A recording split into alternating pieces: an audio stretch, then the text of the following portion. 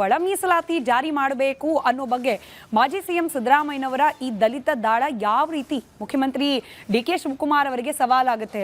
ಒಳ ಮೀಸಲಾತಿ ಜಾರಿ ಮಾಡೋಕೆ ಹೋದ್ರೆ ಎಂಥ ಒತ್ತಡವನ್ನ ಎದುರಿಸಬಹುದಾಗುತ್ತೆ? ಒಳ ಮೀಸಲಾತಿ ಜಾರಿ ಮಾಡದೇ ಹೋದ್ರೆ ಯಾವ ಹಣೆಪಟ್ಟಿ ಬರಬಹುದು? ಈ ದಲಿತ ದಾಳದ ಹಿಂದಿರುವ ಇದಕ್ಕಿಂತಲೂ ದೊಡ್ಡ ಅಸ್ತ್ರ ಯಾವುದು? ಈ ಎಲ್ಲ ವಿವರ ನೋಡೋಣ ಎಳೆ ಎಳೆಯಾಗಿ.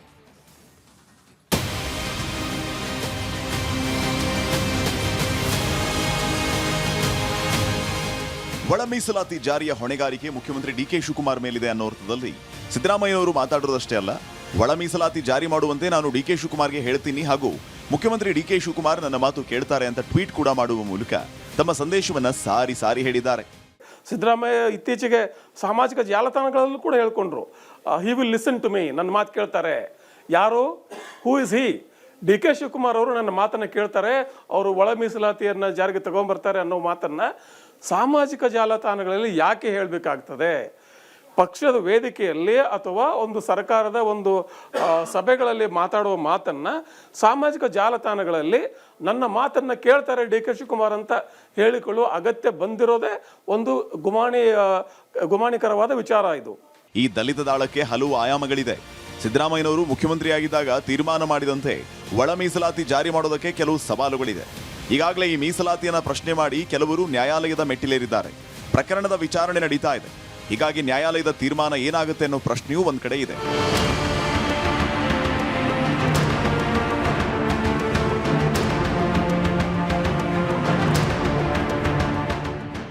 ಇದಕ್ಕಿಂತಲೂ ದೊಡ್ಡ ಸವಾಲು ಒಳ ಮೀಸಲಾತಿ ಜಾರಿ ಮಾಡುವಾಗ ಎದುರಿಸಬೇಕಾಗುವ ಒತ್ತಡಗಳು, ಒಳ ಮೀಸಲಿನ ಪ್ರಮಾಣದ ಬಗ್ಗೆ ಇರೋ ಅಸಮಾಧಾನಗಳು. ಅದರಲ್ಲೂ ಅಲೆಮಾರಿ ಹಾಗೂ ಅರೆ ಅಲೆಮಾರಿ ಸಮುದಾಯಗಳು ಬಹುಮುಖ್ಯವಾಗಿ ಕಡಿಮೆ ಹುದ್ದೆಗಳಿದ್ದಾಗ ತಮಗೆ ಅನ್ಯಾಯವಾಗುವ ಸಾಧ್ಯತೆ ಇದೆ ಅನ್ನೋ ಆತಂಕ ವ್ಯಕ್ತಪಡಿಸಿವೆ. ಇಂತಹ ಸವಾಲುಗಳ ಎದುರಿಸಬೇಕಾದ ಅನಿವಾರ್ಯತೆಯೂ ಮುಖ್ಯಮಂತ್ರಿ ಡಿ.ಕೆ. ಶಿವಕುಮಾರ್ ಮೇಲಿದೆ.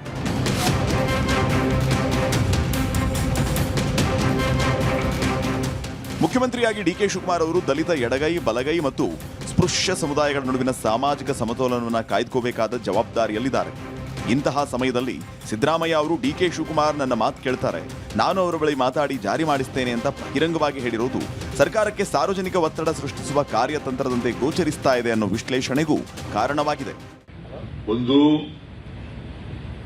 ಒಳ ಮೀಸಲಾತಿ ಹೋರಾಟ ಮುಂದುವರಿಬೇಕು. ಮತ್ತೆ ಯಾವುದೇ ಕಾರಣಕ್ಕೆ ನಿಮ್ಮಲ್ಲಿ ಭಿನ್ನಾಭಿಪ್ರಾಯಗಳಿದ್ದಾವೆ ಅನ್ನೋದು ಹೋರಾಟ ಮಾಡಿ, ಆದರೆ ಗುರಿ ತಲುಪುವವರೆಗೂ ಹೋರಾಟ ಮಾಡಬೇಕು. ಎಲ್ಲರೂ ಒಟ್ಟಿಗೆ ತಗೊಂಡು ಹೋಗ್ತಕ್ಕಂಥ ಕೆಲಸವನ್ನು ಸ್ಪೃಶ್ಯರು ಅಸ್ಪೃಶ್ಯರು ಎಲ್ಲ ಒಟ್ಟಿಗೆ ತಗೊಂಡು ಹೋಗ್ಬೇಕು. ಯಾರ ಅವಕಾಶಗಳಿಂದ ವಂಚಿತರಾಗಿದ್ದಾರೆ ಅವರೆಲ್ಲರೂ ಕೂಡ ಒಟ್ಟಿಗೆ ಹೋಗ್ತಕ್ಕಂಥ ಕೆಲಸವನ್ನು ಮಾಡಬೇಕು. ಅದೇ ನಮ್ಮ ಉದ್ದೇಶ. ಪರಿಶಿಷ್ಟ ಜಾತಿಯ ಪ್ರವರ್ಗ ಎ ಅಡಿ ಬರುವ ಮಾದಿಗ ಮತ್ತು ತತ್ಸಮಾನ ಜಾತಿಗಳಿಗೆ ಶೇಕಡ 5.25%, ಪ್ರವರ್ಗ ಬಿ ಅಡಿಯಲ್ಲಿ ಬರುವ ಹೊಲೆಯ ಮತ್ತು ತತ್ಸಮಾನ ಜಾತಿಗಳಿಗೆ ಶೇಕಡ 5.25% ಹಾಗೂ ಪ್ರವರ್ಗ ಸಿ ಅಡಿಯಲ್ಲಿ ಬರುವ ಬಂಜಾರ, ಭೋವಿ, ಕೊರಚ, ಕೊರಮ ಹಾಗೂ 59 ಅಲೆಮಾರಿ ಹಾಗೂ ಅರೆ ಅಲೆಮಾರಿ ಸಮುದಾಯಗಳಿಗೆ ಶೇಕಡ 4.50 ಒಳ ಮೀಸಲಾತಿ ನಿಗದಿ ಮಾಡಿರುವುದರಿಂದ ರೋಸ್ಟರ್ ಬಿಂದುಗಳಲ್ಲೂ ಬದಲಾವಣೆ ಮಾಡಲಾಗಿದೆ. ಯಾಕಂದ್ರೆ 5.25% ನಲ್ಲಿ 0.25% ಅನ್ನ ಪೂರ್ಣ ಸಂಖ್ಯೆಯನ್ನಾಗಿ ಮಾಡೋದಕ್ಕೆ 4 ಬಾರಿ ನೇಮಕಾತಿ ಸುತ್ತುಗಳು ಬೇಕಾಗುತ್ತೆ. ಹೀಗಾಗಿ 100ರ ಬದಲು 400 ಬಿಂದುಗಳಿಗೆ ರೋಸ್ಟರ್ ಏರಿಕೆ ಮಾಡಲಾಗಿದೆ. ಇದು ಕೂಡ ಮುಖ್ಯಮಂತ್ರಿ ಡಿ.ಕೆ. ಶಿವಕುಮಾರ್ ಅವರ ಪಾಲಿಗೆ ಒಂದು ಸವಾಲು ಸೃಷ್ಟಿ ಮಾಡುವ ಸಾಧ್ಯತೆ ಇದೆ.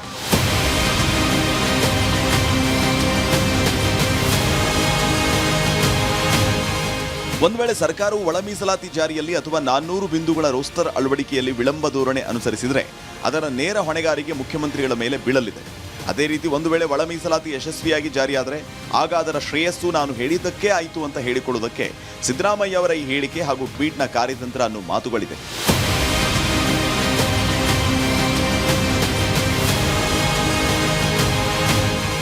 ಒಟ್ಟಾರೆಯಾಗಿ ಸಿದ್ದರಾಮಯ್ಯ ಅವರ ಬಹಿರಂಗ ಹೇಳಿಕೆಯು ಒಳ ಮೀಸಲಾತಿ ಹೋರಾಟಗಾರರಿಗೆ ನೈತಿಕ ಬಲ ನೀಡಿದರೆ, ಆಡಳಿತ ನಡೆಸ್ತಾ ಇರೋ ಡಿ.ಕೆ. ಶಿವಕುಮಾರ್ ಸರ್ಕಾರಕ್ಕೆ ಒಳ ಮೀಸಲಾತಿ ಜಾರಿ ವಿಚಾರವಾಗಿ ರಾಜಕೀಯ ಸವಾಲು ಹಾಗೂ ಒತ್ತಡವನ್ನು ಸೃಷ್ಟಿಸುವ ಪ್ರಯತ್ನ ಅನ್ನೋ ವಿಶ್ಲೇಷಣೆಗಳಿದೆ.